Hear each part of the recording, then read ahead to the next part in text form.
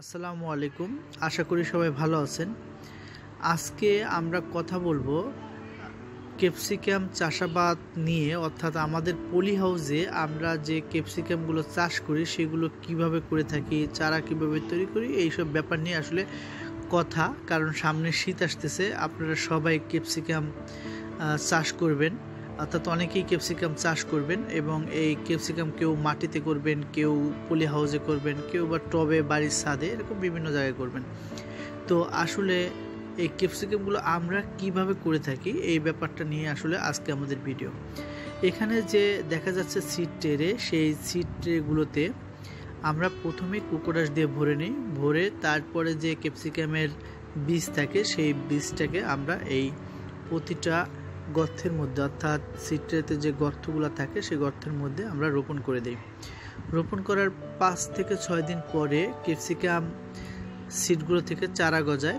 চারা গজানোর পরে আমরা জাস্ট 2 বার শুধু ইসি চেঞ্জ করি। ইসি চেঞ্জ করে এরকম 25 দিন পর্যন্ত এই গাছগুলোর পরিচর্যা করি সিড ট্রেতে। অর্থাৎ এই চারার বয়স যখন 25 দিন হয়, 25 দিন পরে আমাদের যে গ্রো ব্যাগ থাকে সেই গ্রো ব্যাগের মধ্যে ট্রান্সফার করি।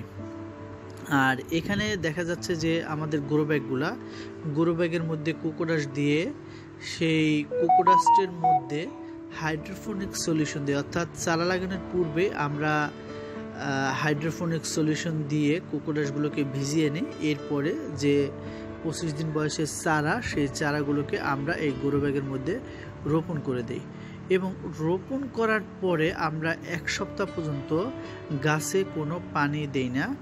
মানে পানি বলতে এখানে হাইড্রোফোনিক সলিউশন দেওয়া হয় না। আর এর মধ্যে শুধু আমরা যেটা খেয়াল করে থাকি যে গাছের যে শিকড়গুলা, অর্থাৎ আমরা লাগানোর পরে যে শিকড়গুলো আসলে চারিদিকে ছড়াচ্ছে কিনা বা বৃদ্ধি পাচ্ছে কিনা, এটা জাস্ট কোকোডাস সরিয়ে আমরা দেখি যে আসলে শিকড়গুলো কেমন ছড়াচ্ছে। তো এটা একটা আমাদের দেখার বিষয় যে শিকড়গুলো কেমন ছড়ায়। এবং সেই সাথে আমরা খেয়াল করি যে কোকোডাস প্রথমে যে হাইড্রোফোনিক সলিউশন দিয়ে আমরা ভিজিয়ে নিয়েছিলাম, সেই ভিজানোর ফলে কোকোডাসগুলা তখন পর্যন্ত ভিজা থাকে না, অর্থাৎ কতটুকু পানি ধরে রাখতে পারতেছে। দেখা গেছে যে যদি কোকোডাসটা শুকিয়ে যায়, অর্থাৎ 7 দিন পর্যন্ত যেহেতু আমরা কোনো হাইড্রোফোনিক সলিউশন বা অন্য পানি দিই না, তো এর মধ্যে কোকোডাস শুকিয়ে যেতে পারে। তো শুকিয়ে গেলে তখন আবার 1 বার বা 2 বার এরকম করে আমরা হাইড্রোফোনিক সলিউশন দিয়ে থাকি।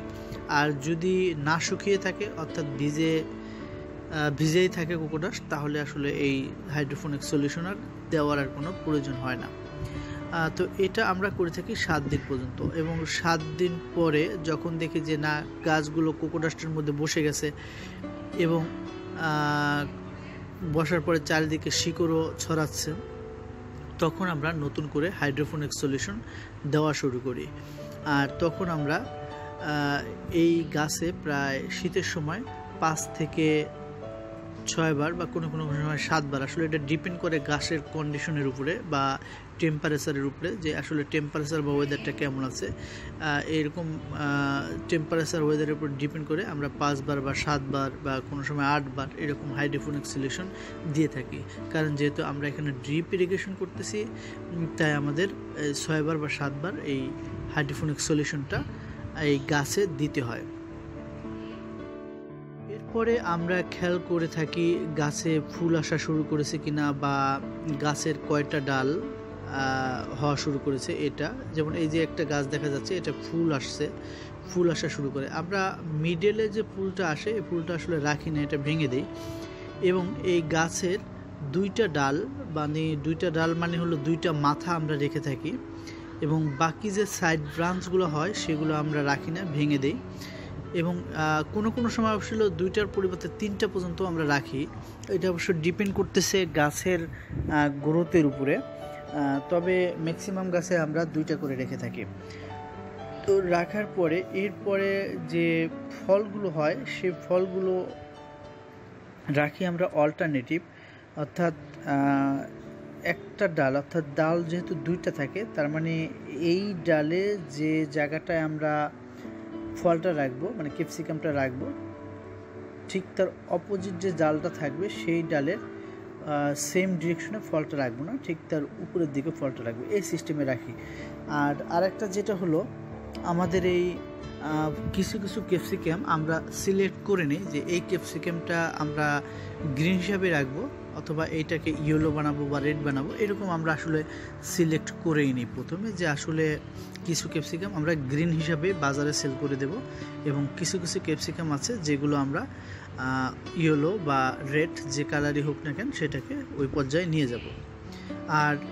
আর একটা ব্যাপার, তা হলো এই যে যখন ফুল আসা শুরু করে ক্যাপসিকাম গাছে, তখন অবশ্য আমরা ইসিটা চেঞ্জ করে দিই। আমরা প্রথমে যে ইসি দিয়ে শুরু করি, হাইড্রোফোনিক সলিউশনের যে ইসি, সেই ইসিটাকে চেঞ্জ করে বাড়িয়ে দিই, এবং এটা যে ইসিটা আমরা বাড়াই সেটা প্রায় ফল পাকা পর্যন্ত থাকে।